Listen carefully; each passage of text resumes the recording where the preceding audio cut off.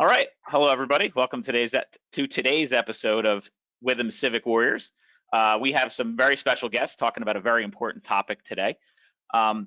With us today from the North Shore Child and Family Guidance Center in Long Island is Kathy Rivera, Executive Director and CEO, and Alyssa Smilowitz, Director of Triage, Emergency Services, and Suicide Prevention. And then from the Witham side, we have myself, Brad Caruso, as you know, Ashley Crompier, and we have a very special guest, our head of our not-for-profit TR group here, Jen Stewart, who also serves on the board audit committee of the Guidance Center. So very special guest. So welcome everybody, and we are going to dive right into the discussion. And welcome to the show, Kathy, Jen, and Alyssa. Thank you for having us. We're excited to be here. We're excited to have this conversation.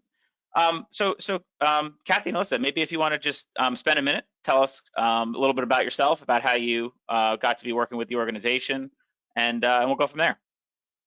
Great.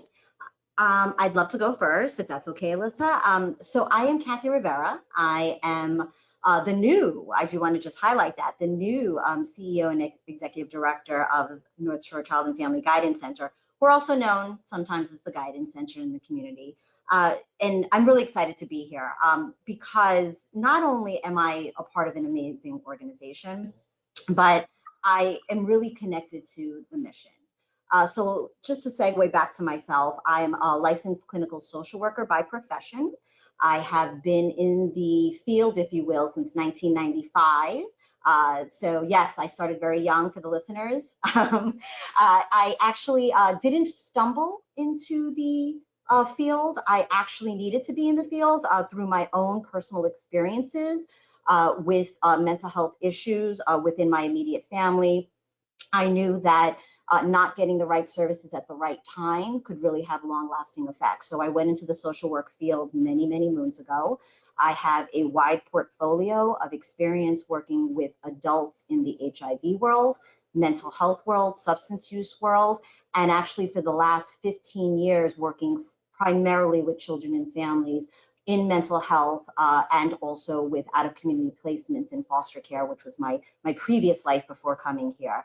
So the children and family population is my absolute passion, and I am really proud to be part of an organization that supports that within, throughout actually all of Nassau community. Mm-hmm. Okay, so I'll tell you a little bit about myself. I have been in the North Shore Child and Family Guidance since 2001. I actually joined the agency right after 9/11. At that time, I was a psychiatric social worker in the intensive support program, which is a mental health program with the BOCES, and what we worked on is seriously emotionally disturbed children and adolescents. From there, I worked there 5 years. I was promoted to coordinator of the high school program, which is also the intensive support program. And then 5 years after that, I was asked to start a triage program in North Shore Child and Family Guidance in their outpatient division.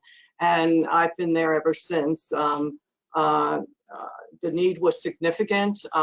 We started with just myself and one other social worker, and now we have 5 clinicians and a psychiatrist that works intensively with children that are significantly have emotional issues and are need the more intensive care rather than just regular outpatient.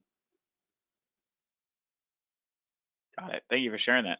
And Kathy, from your perspective with the Guidance Center itself, I guess, maybe take us a little through the history of it and how you got to where you are, and some of the things you're working on today. Absolutely. So I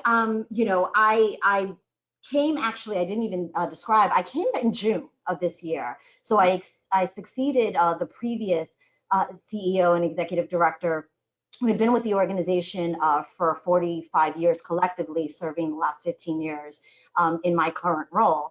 And I knew that I was in a pivotal part of my career where I wanted to do more. I wanted to influence more. I wanted to be able to be in a position where I could continue to advocate but also keep a pulse on what's happening within not-for-profits, which is definitely my passion. I've spent my whole career in this area, and really making a difference in meeting the community needs as well as the needs of families. So I came across the Guidance Center opportunity through LinkedIn. So I laugh and I share that because a lot of Gen Xers as myself don't use it as much, but a lot of the younger people do. So that's really a funny way that segued me here. And when I saw the mission of the Guidance Center to restore and strengthen the emotional well-being of children and families 0 to 24, it was a calling, if you will. When I did my research and I saw this is this almost 70-year-old organization. And in the non-for-profit world, that's pretty darn impressive. You know, who the Guidance Center was back in 1953 is not only true to who they were back then, but they've grown astronomically as the needs of the organization have changed. So we continue to service children and families 0 to 24. We have 3 offices, though we do serve all of Nassau County. We are located in Manhasset, Westbury, and Roslyn. We also work in the school district, so we have an intensive support program, 3 specific schools, middle school, elementary, and high school. So we do provide a lot of specialty work. We have a Latina girls program, we have a suicide prevention program, maternal depression, grandparents program, respite, and then obviously our big heavy hitter services are surrounding outpatient mental health. We do it all. We do individual, group, family, in-person, virtual services based on the need and safety of our families. We do drug and alcohol treatment as well. And actually the emergency triage and suicide prevention, Alyssa will probably go into a little bit more, but this is what I want our listeners to really understand. We turn no one away for their inability to pay. We are committed to equity and access. It doesn't matter how you showed up on our doorsteps. It doesn't matter what your zip code is. It doesn't matter what your bank account is. We will treat everyone the same way and provide services if they need help. So if you know someone, if you are in a situation yourself where you need services, please, we are a phone call away. We'll provide that information at the end of the segment to ensure you keep listening. And we ask that, you know, everyone just, you know, listen with an open heart and understand that we are all in this together. Yeah, and I think that's a very important point. I know in my own personal experience, it is very hard, especially when you're dealing with insurance and you're dealing with trying to identify organizations or individuals or clinicians that have time and availability, you know, due to volume. I remember trying to, you know, get help at one point in my life, and you would call and it would just be like, "Hi, we're not accepting new patients," or you would call and it would just be a voicemail, leave a voicemail, and then someone would call you back 3 weeks later. You're like, 3 weeks is a long time when you're going through an, you know, especially if you're having an extreme circumstance, you know, maybe not, you know, just general symptoms, but you're having, you know, some type of extreme circumstance. And so I think that's a very important point for people to understand. And I appreciate you bringing that up, Kathy, because I really do see a lot of value in that, of turning no one away. Because, I mean, that's the reality of how you really help people, right? If you're in it for profit and you're in it as a business, you know, you're going to turn people away based on what works best for you. Sometimes, I'm not putting words in anyone's mouth, but if you're have that model where you're very inclusive and very accepting, you know, I think for anyone that's going through a struggle in life, just know there's people out there and that they're willing to help you. And I think it gives people comfort, you know, even if that you're very responsive too. So I think that's a great point that you made on that. Thank you. And thank you for sharing, Brad. I can tell you that I have heard that many times since this pandemic, even before the pandemic, but more so, that between private counseling centers not accepting any patients or doctors not accepting any patients, this is a conversation that our intake department has many times. Absolutely. Yeah. And I guess, Alyssa and Kathy, from your perspective, you know, we talk a lot about, you know, if this gets listened to 5 years from now, you know, we're going through a pandemic, COVID-19, everyone is aware of it, that we talk about with. But when you look at your, you know, the impact it's had on I'll just say in general, the population you serve, individuals from 0 to 24. What do you think the mental health impact? What have you experienced, I guess, in your practice with that, as far as how, have you seen any new effects? Have you seen any changes in effects, or any new trends that are somewhat alarming that people should be on the lookout for? What are you seeing with that? I guess now having 18 months, I guess it is now, of experience working with individuals. Yeah, I'll actually let Alyssa speak to that, because I think that, she's in the trenches. She supervises a fantastic team, but in true guidance center fashion, we roll up our sleeves when we have to, and we ensure that, especially those emergency situations, Brad, that you're describing, that has not been created by the pandemic, but has been enhanced by it. I want our listeners to understand that the pandemic did not create this crisis in our children and our families and even adults. It has enhanced what was already in existence and gave us permission to naturalize it a little bit more and talk about it. So Alyssa, on top of, supervising a fantastic team of clinicians and administrators, has herself, provided treatment. So I think, Alyssa, you can take it away as the expert. The pandemic, in the beginning, there was shutdown. Within days, we were online virtually with all our families, and they were so thankful that they had us to help support them during this time.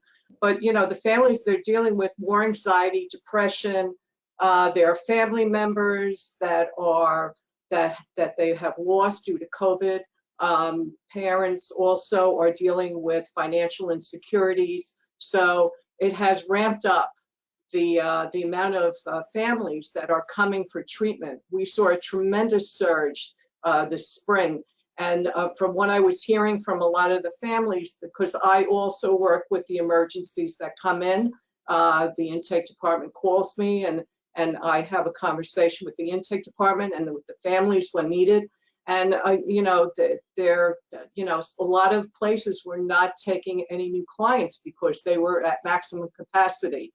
And that's not just for the children in outpatient, but also hospitals and urgent care people were calling us because they had nowhere to service the children that were under their care. So, the surge was really intense. And thank goodness that we had the Douglas S. Feldman Suicide Prevention Project funding, because that enabled us to increase our triage. So we went from 5 clinicians. We have an extra clinician now. We have more availability for these children that are really struggling with not just the pandemic, but now also returning in school, and the feelings of anxiety and depression and suicidal ideation has significantly increased, especially in middle school children, which is a phenomenon that we did not see as much as we are right now.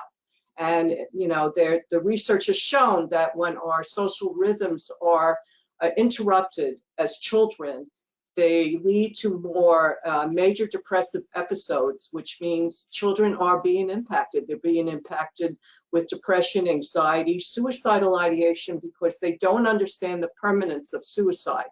They just want to escape what they're feeling. And so, the intensity of this pandemic is ongoing. And this is not going to go away tomorrow. This is going to be an ongoing thing, just like when we got, with 9/11, we had that trauma. This is a trauma. These families are dealing with a trauma.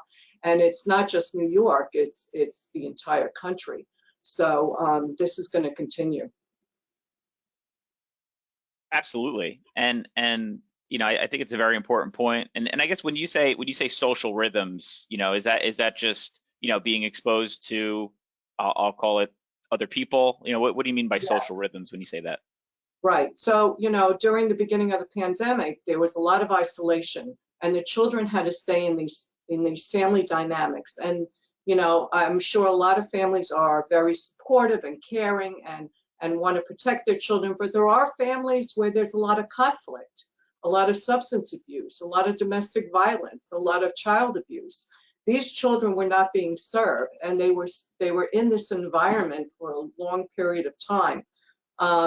you know, that parents think that socialization is a luxury, but for children, for their developmental well-being, it's more of a needed. It's a necessity to have children have that influence of being with other children, having that social component, having that escape from the family dynamic, which might be toxic, and being able to go into a school and get that support. And for a long time, that was missing. Another thing we were dealing with also with college students, seniors, there was a lot of loss with seniors. You know, they didn't have their prom, they didn't have their graduation, they couldn't go away to college, you know, so we were also having a lot of 18 and 19-year-olds coming into the center also with, you know, what's the point? What am I going to do? Some had suicidal ideation. So, you know, it has impacted not just the adults, but also the young adults, the children, even elementary. So, and like I said, this is going to continue. Yeah, I want to just add, you know, I think, you know, to what Alyssa's talking about, you know, the world, if you will, you know, and we can make it a little bit more granular and talk about Nassau County, but, you know, we've experienced what's known as a collective trauma. And the simple definition of that is it's basically a psychological and emotional turmoil that's shared by a group of people, right, who've all experienced an event. And that's created some kind of trauma. And you know, this pandemic has affected us all. I think everyone who's participating today can probably say, I know someone who, or I may know of someone who knew someone that died, right, from the pandemic. And with everything that's going on, it's really jolted us as human beings. You know, put mental health aside for just a moment and just kind of like, let's, you know, level set this. You know, we have, our DNA has been altered, right, in terms of looking at the world and safety and the future, right? There's a big question mark about it. Now, if you insert the population of children into that, as well as their caregivers, it's been really hard to navigate.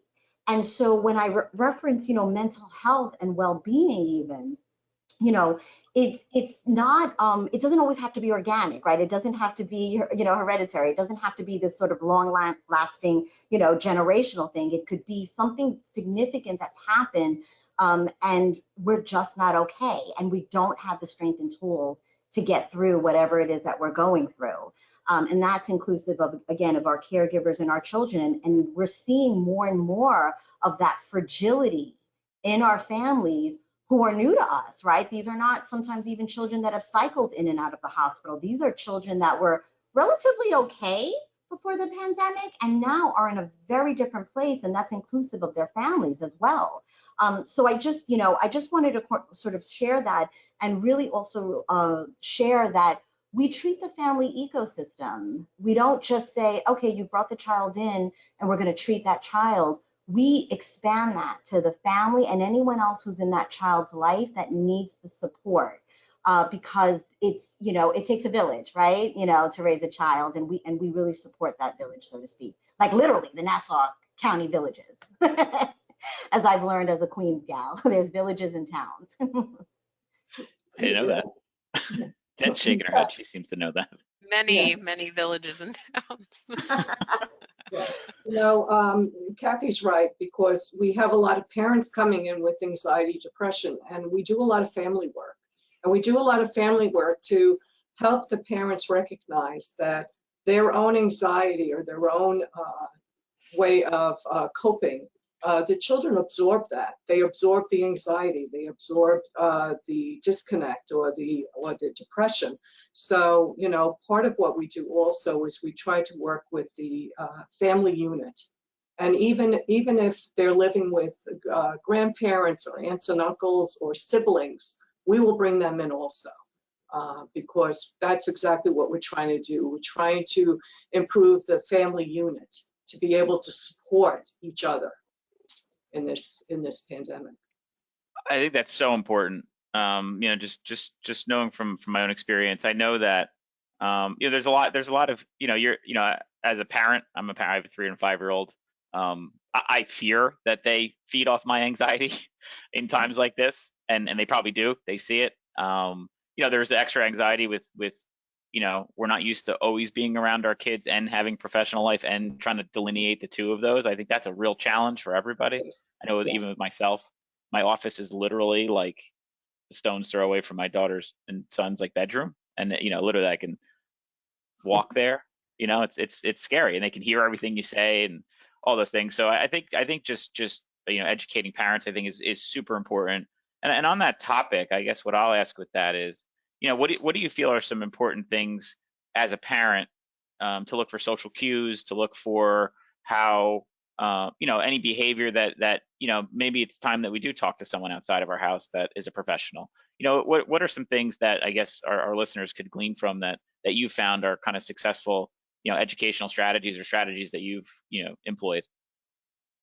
Well, a lot of times what we tell parents is that if they're seeing their child be isolative, like isolating, staying in their room, not coming out of their room, staying on their devices for 8 hours a day, that's a red flag.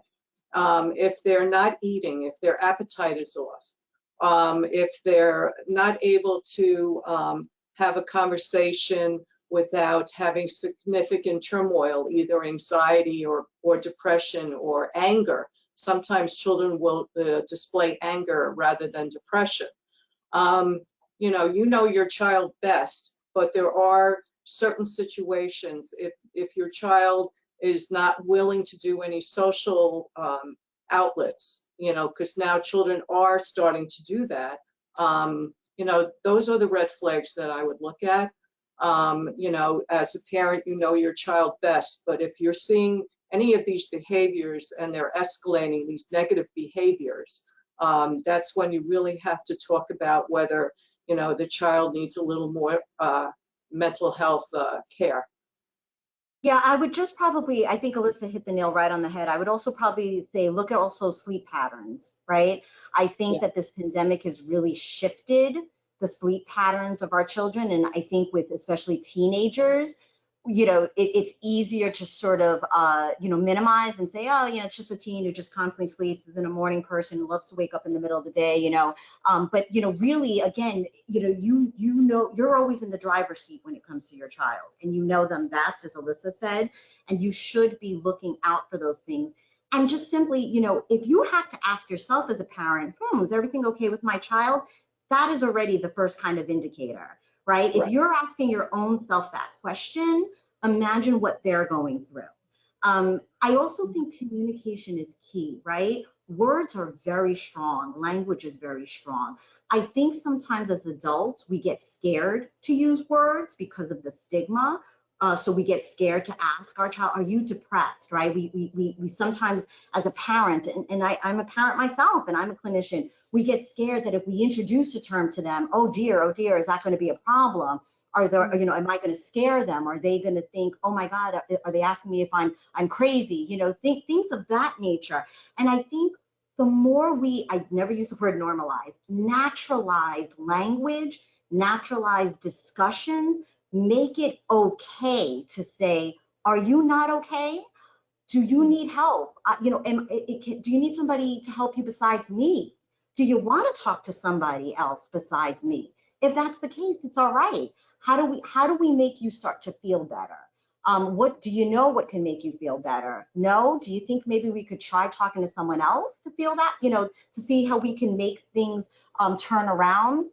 I think with depression especially, we make the mistake of thinking that the opposite of depression is happiness. And that's not accurate, right? The opposite of depression is not being depressed. Nobody walks around being happy all the time.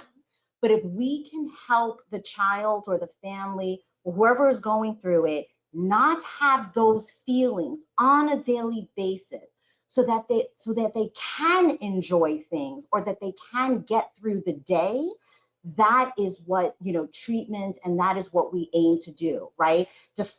Helping families define what wellness is for them, what it looks like, and more importantly, how to get a taste of it, how to achieve it, how to gain it back if they've lost it. Yeah. To Kathy's point, I think it's how you approach it as a parent, right? So you have to be open with them and have the conversation, what's going on, and make it a point that they're not being weak, if something's wrong. It's okay. It's okay. That's normal. And it's okay. If I as a parent can't help you, we're going to find someone that can help you, right? I think that's really the key. I think absolutely, I totally agree. But you know, also if you have children, or especially adolescents, saying what's the use, you know, having some kind of passive suicidal conversation, like, you know, not seeing a future for themselves, you know, have that conversation. I think it's important. You're right, not to look weak, but also let them know they're not in trouble, because sometimes children feel like feel guilty that they're having these feelings and emotions, and they're concerned that they're going to get in trouble, especially when you're dealing with elementary school. So, you know, having these conversations are really important. Yeah.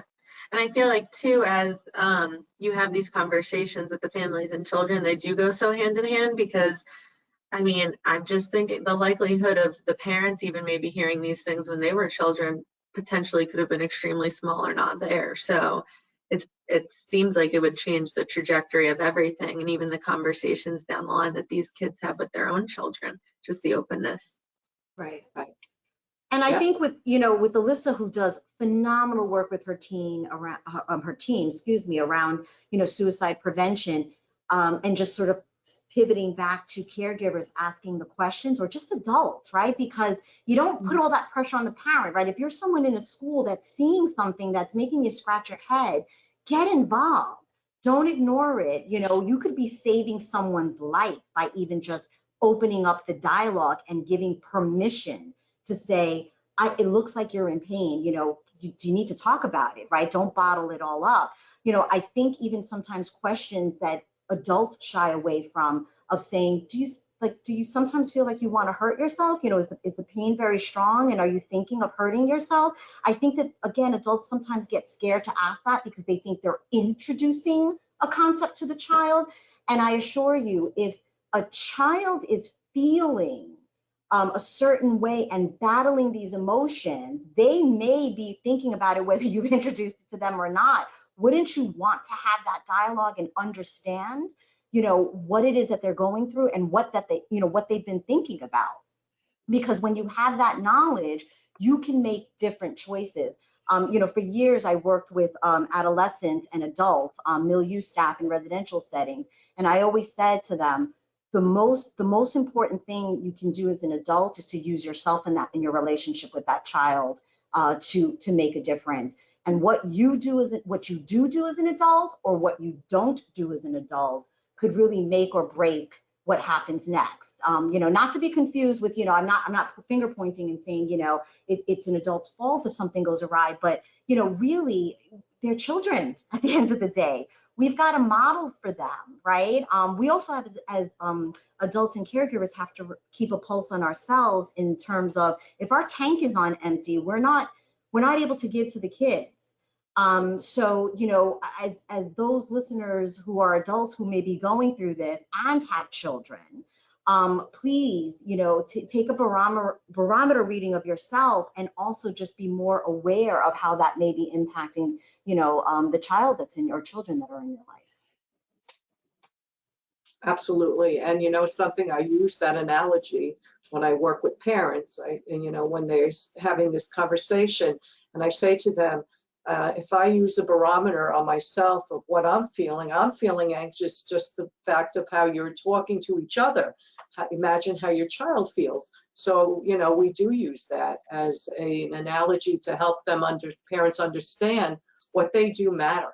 You know, what they do with each other as a family unit becomes very important. These children need that security. They need to know that their parents are going to be there and support them. And if they see parents that are not doing well themselves, it scares the child, you know, and that's where the suicidal ideation comes, where they don't know how to deal with it. They don't have the ability developmentally to deal with that. So being more cognizant of as adults, where you are as a parent, becomes very important for these children. Well, yeah, and it's complicated because how many factors impact it? You know, how many different, you know, you have genetics, you have social, isolation, you have what you eat, how you eat. I mean, you have family environment, you have past history, you have, a whole host of disorders that could have arisen, could be genetic. There's so many factors that affect it. It's so hard to tell, which one is more important than the other, how you approach it. Right. So, and so, yeah, and the pandemic has increased that tremendously. All I of can only those. imagine it's amplified it. Yeah, I mean, I feel it personally. It's amplified it. I guess on this topic and kind of talking a little bit, in more detail about some of the work that you're doing around, suicide prevention and how you're approaching that. And also I want to just, I guess, if you have this information or it puts context to it, what does the data kind of show right now? I mean, is there an increase in, I'll call it, your inpatient or outpatient activity, but then more globally, statistically, is there an increase in suicide just in general? And I'll say either in your local area or in the United States. I mean, are you seeing any trends from a data perspective, either at your local level or more of a global level? Well, yeah, I mean, suicide has increased dramatically. There's been a 50% increase in suicide in young adults and from 2008 to 2018. And with this pandemic, that has increased also. We are seeing a lot of 11 and 12-year-olds that are coming in from urgent care with suicidal ideation, depression, and anxiety stemming from the lack of the isolation, the inability to self-soothe, having troubles tolerating what's going on with the environment, and also the impact of how their families are handling these situations. So, we're definitely seeing an increase. We are seeing a tremendous increase in the younger adult population, which is very unusual and very concerning. There's like a 50% increase in children, girls especially, going into the ER with suicidal ideation. From 2019 to now, there's a 50% increase. So yes, we're seeing 50%. Many more children that are coming into our agency at all ages, but lately it's been the younger children with all of these issues that have really amped up their anxiety and depression.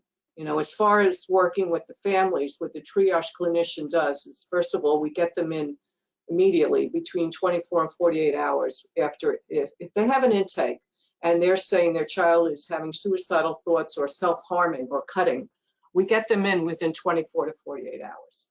And we do this with the triage clinician who works with the entire family, not just with the child, because there's a safety factor. We have to make sure the child is able to express themselves with their parents and feel comfortable doing so. We have to make sure that the environment is safe for them at this moment. We give the parents ways of learning how to monitor the child, make sure the child's safe while we continue treatment.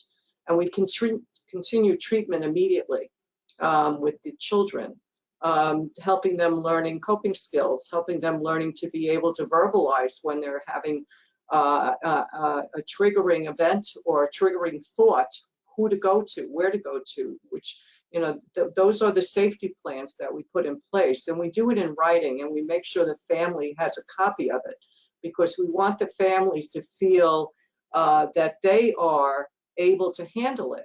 We want to make sure the family understands that, here is a list of things that you could do to help monitor your child. It makes the parents feel better, because then they feel like they have some kind of a plan, right, moving forward. And we work with the schools, we work with the family. They can call the triage clinician anytime they need to. Usually this is the process. We see them 2 to 3 times a week, sometimes, depending on the severity. And if we feel that the child is really struggling and we want to have another pair of eyes diagnostically, or we feel that there may be need for medication, We have triage psychiatrists that will see the child. So, you know, we do group, we have parent groups, we have groups for the children, we have individual, we do family. And this is like a really, it's outpatient, but it's more intensive. And we do this and we monitor the child until we feel the child is in a better place. And usually within a few months, we usually can tell. You know, there's usually improvement, especially if it's environmental. We can usually, you know, get some improvement within the first few months. But yeah, it's very intense work that we do. Yeah, I just wanted to add, you know, Brad, I was actually part of a webinar with the New York State Commissioner for the Office of Mental Health. And some scary statistics were thrown out. In 2020, in New York State alone, there were about 44,834 suicides. New York State saw an increase by 30% of emergency visits with adolescents with mental health needs, and an increase in the female population engaging in suicide went up by 51%. And I think that those numbers are scary and should be scary. And the adult, you know, it's a call to action for the communities to really open their eyes and make them realize that this isn't going to go away. You know, COVID's not going to end, and those numbers are not going to probably go down. And I believe they will actually go up. And so, you know, programs like our Latina Girls program, which really provide a wide array of mental health services and respite support to that very vulnerable population. You know, many of these young girls are young ladies of immigrant parents. And so they're navigating between an American society and their cultural society and trying to also find their way and transition to adulthood and be okay and try to develop what are, I mean, dare I use the word norms anymore? What are the norms anymore? There are no more rules, if you will. And so our services, you know, I think are really needed more than ever. They've always been life-saving, but the amount of services and support that's needed for communities are greater than ever. So for listeners, you know, we welcome any kind of support from the general public. You know, we have a very generous board. We get a lot of donations. We work with a lot of foundations. But the need for support is going to have to go up. And, you know, we also have a great drug and alcohol program because, you know, there are a lot of what's described as co-occurring disorders, right? So there are mental health needs and there are substance use needs. And often the question becomes, what came first, the chicken or the egg? But does it really matter? You have these two great needs that are present amongst our young people and, you know, are intergenerational. And so, you know, very often, you know, we find that, you know, the increase in those kinds of needs for services are also growing. So it's a perfect storm, if you will, right now with COVID. And please know that we are ready. We've always been ready. We've never closed our doors. And to Alyssa's point, our high-risk cases are high risk, right? The higher your needs are, you know, the more treatment and support we're going to provide. We're not going to, you know, pivot you to other places. We try to be the one-stop shopping all the time for families because we know how difficult it is to navigate. But, you know, when you're in the middle of a crisis, you don't have time to search. You know, you need to go to a place where you are going to feel safe and okay. And that's who we are. Yeah, the number 44,000, I mean, the number one is alarming. The number 44,000, you know, it makes your head explode a little bit because you have to think, I mean, and these are, you know, young folks, these are people starting out their life. There's so much to live for, but yet, you know, when you're in that place, it's very hard to see otherwise. You know, the biggest thing I see in life is just, you know, people need some level of hope. They need to have a belief that something can get better at some point, right? As opposed to that bleak outlook, which is really probably the driver on top of a host of other things. But, you know, with not only is it yourself, but family struggling and a lot of things around you, it's hard to see that hope when you're going through it, or it's hard unless you have someone tell you that this isn't normal or that there's something else outside of this. I think that, you know, when I hear some of the things you talk about and kind of just researching your organization more, that I feel is so valuable is people just need to understand that, you can't solve it yourself. If you think you can solve it yourself, then you wouldn't have a problem in the first place. That's my opinion on it, just on personal experience. You need someone to tell you, like, this isn't normal, or there's so much more than what you're thinking very narrowly, and rightfully so. I mean, listen, I'm not judging anybody either. I think there are certainly places for people to think that way, but from my perspective, I really value that input, and just knowing that there's the work that you are doing and how important it is, and how important it's going to be, right? So thinking about fundraising, I mean, organizations are seeing increases in activity, not decreases, and it's only going to continue. We're probably just at the beginning of all of this. It takes time for people to be isolated, and now we've been isolated for 18 months, so it's only going to get increased, the level of need of your help and your services. So very important to put context to that, in my opinion. So I thank you for sharing that.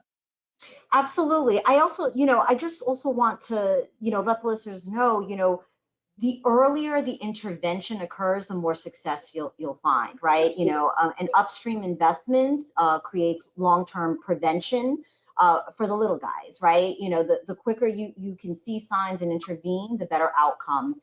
And, we have the Nancy Marks Right from the Start program in our Manhasset office. So we work with the little guys. It's 0 to 3, but, really we target 0 to 8 there. We have the, maternal depression program, because, the healthy start and beginnings for a baby start in utero.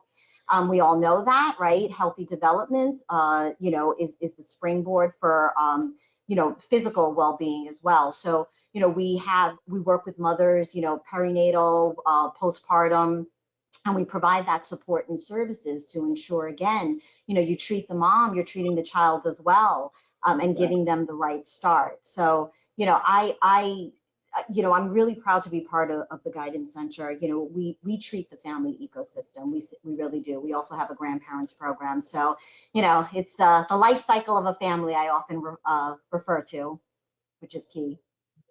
Right. Yeah, you're right. And, maternal depression, I'm part of that program. And I must say this pandemic has really triggered a lot of anxiety for these mothers. Mothers we actually work not just with maternal depression, we also work with mothers that are pregnant, that are really struggling with the environment and feeling safe. And what do I do? Do I get the vaccine? Do I not? I mean, all of these questions and concerns and worries in regards to having the baby in the hospital, who's going to be there? What are they, is my husband going to be allowed to be in there? So, we do deal with that surge also. We're seeing a lot of maternal depression and pregnant women coming and saying, help, I need help. I think, yeah, postpartum, I mean, I have an 18-month-old. I had a baby in the middle of COVID. So which was the hardest thing I've probably done in my life, to your point. I mean, I didn't know if I would have someone with me when I was giving birth. I luckily did, but afterwards I had to be isolated. So my husband could not stay. I was by myself, other than obviously people in the hospital. And that was really, really, really difficult. And I think the postpartum piece resonates with me personally, because dealing with that in the middle of COVID, you're by yourself.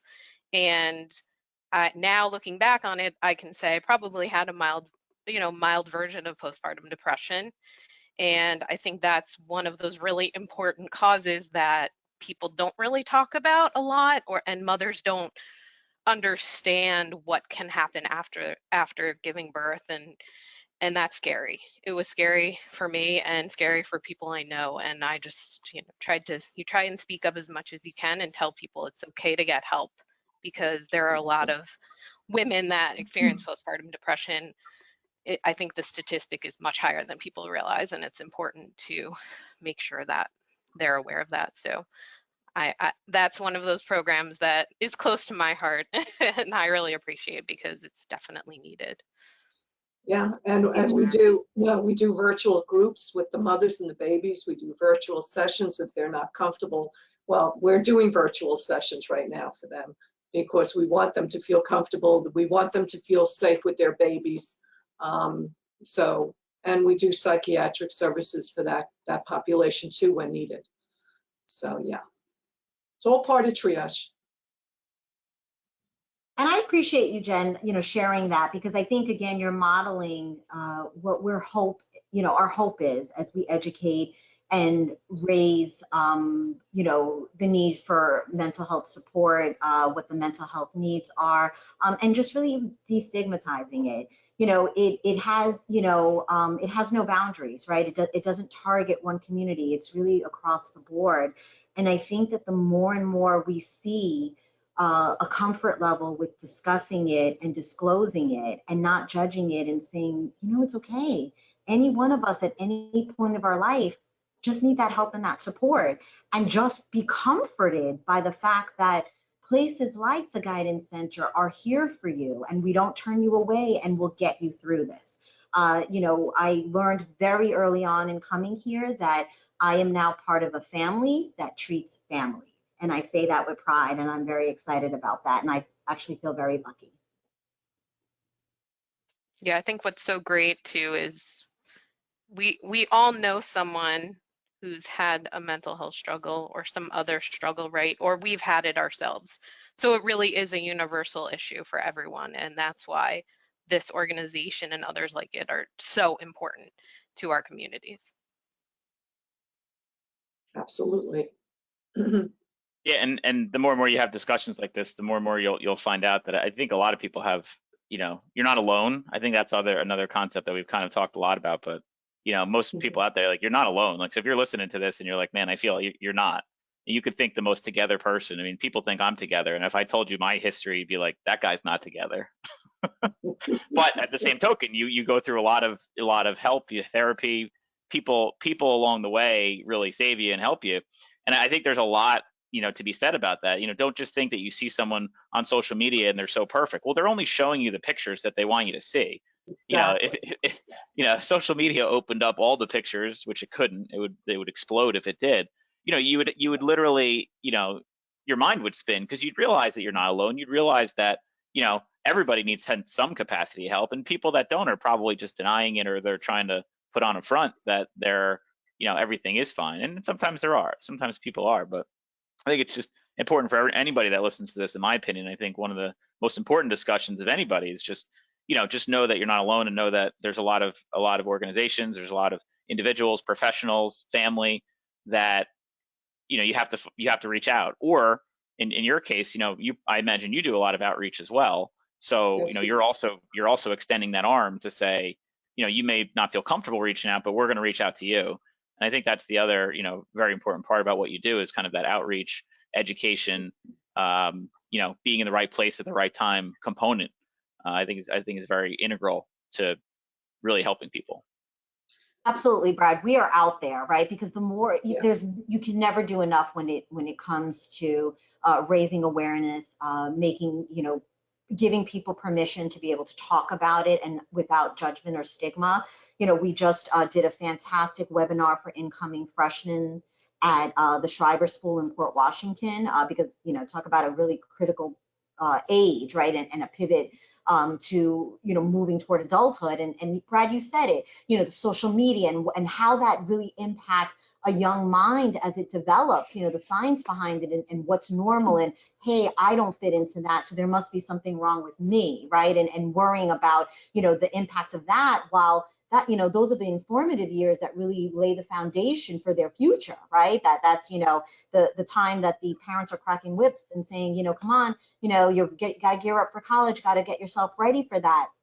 And they're just trying to get through the day. So we are making sure that we are in the schools, not only through our intensive support program, which we partner with BOSI's. We also, we have pupil personnel, which is an upcoming webinar where we invite all the school districts to be a part of, whether you're a guidance counselor, a teacher, a parent, the principal, anyone, to participate in that, and just listen to what we have to say, become more aware of our programming. But it's also our way of educating ourselves, of getting a pulse on what's happening in the community, what are you seeing as folks in the education system? Did you know we were around? If so, and you see something where you feel a child or a family could use some help and support, send them our way. Reach out to us, ask questions. We partner with the community every time that we can, and our hope is to continue working in collaboration with the different schools to ensure that we raise awareness, educate parents and young people, actually, and staff, leverage support, community support, and say, we're going to get through this together. We are.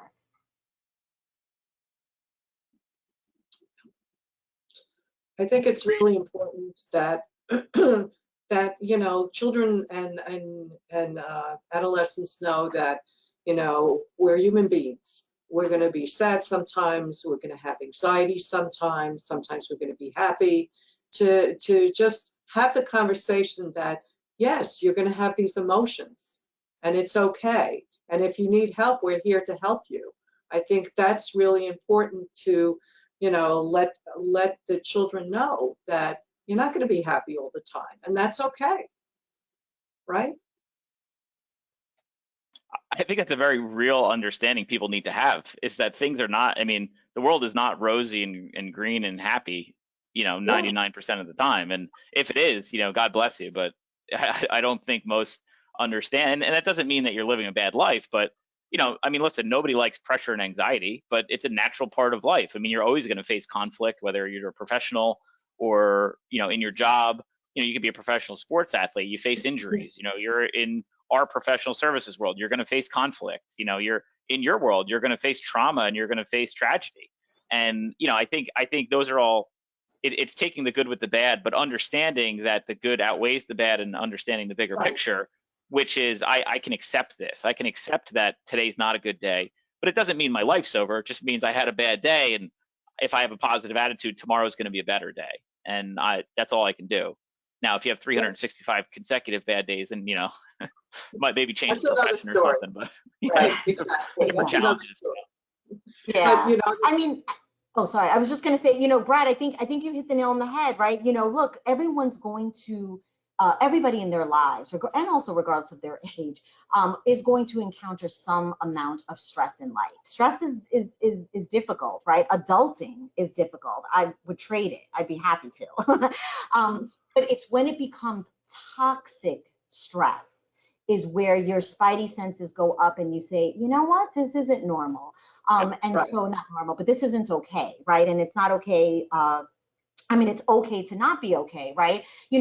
When the level of stress in your life or what's happening in your life now causes you to not function in school, in your personal relationships, whether it be romantic or friendships, with your children, at your job, at your school, that's when I have to get help, right? I have to talk to someone. Absolutely. And I have to get help. And you have to know that you have permission to do so.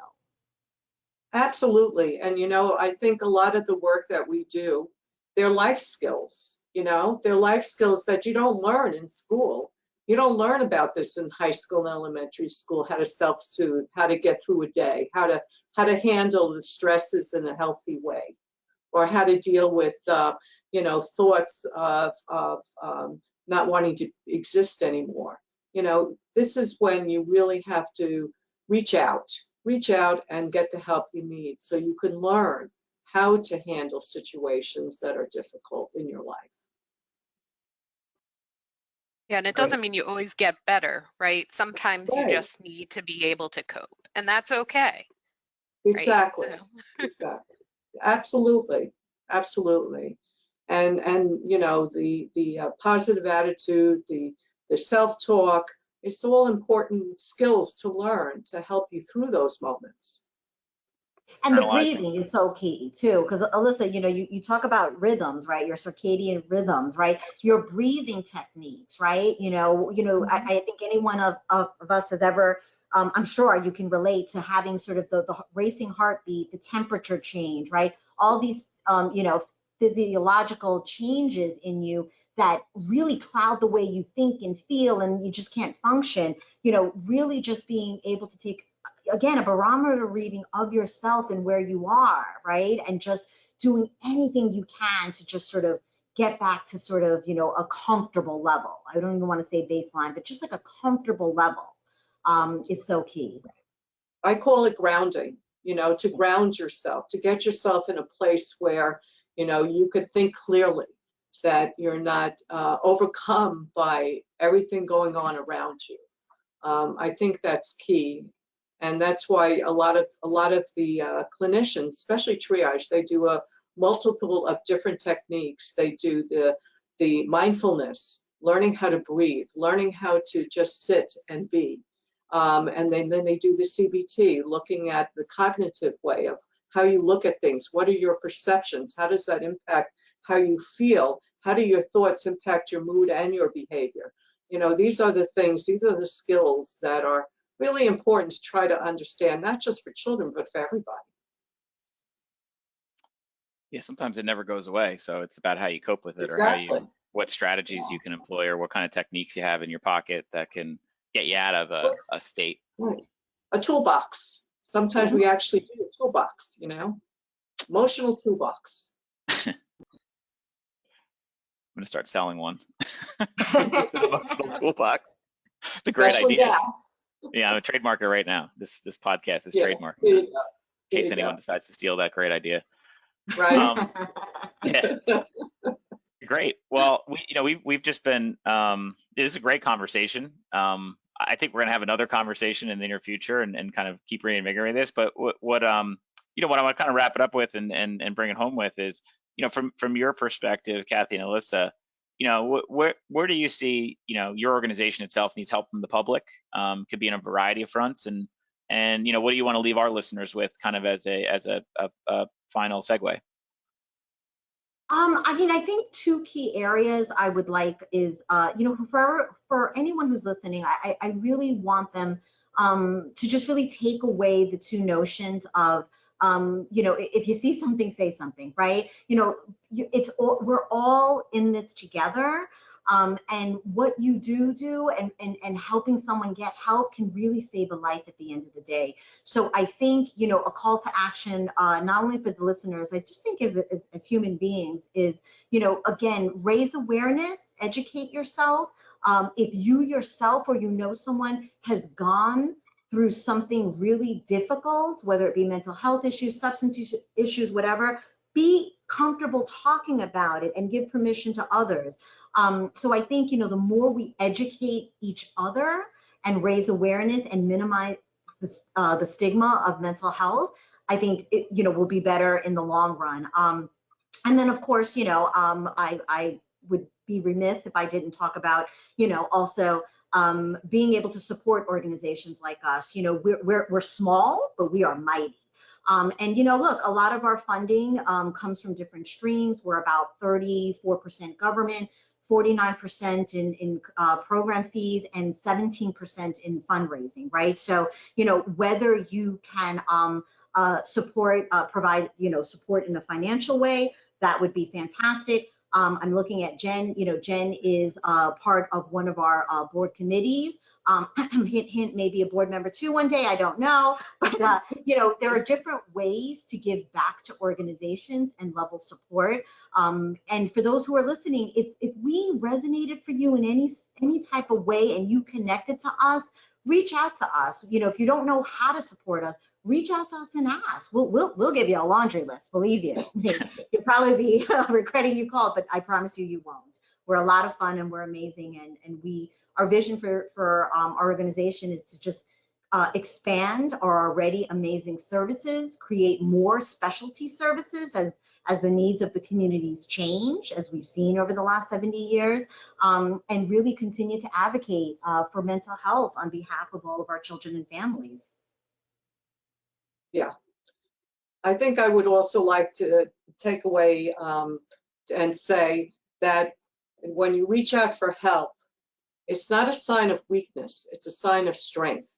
It's a sign that you're willing to get the help you need to change your situation, change your mental health, improve yourself, look at it more as a strength rather than a weakness. Love it. Well, thank you very much for that message. I hope everyone listening can, take something away from this. And honestly, I hope it saves someone's life one day, because it means a lot to have, folks out there like you doing the work you do. It's not easy work by any stretch of the means. And, there's constantly, it's constantly going to get more challenging. So we appreciate the work you do, appreciate spending the time with us and just having this conversation. And we hope, certainly we're going to have another conversation in the near future. So thank you so much for being here. Thank you for having us. And we're Thank you very much. Delighted to be back. Hey Warriors, thanks for tuning in. Make sure to subscribe to Civic Warriors, and thanks for all your support. Have a great day.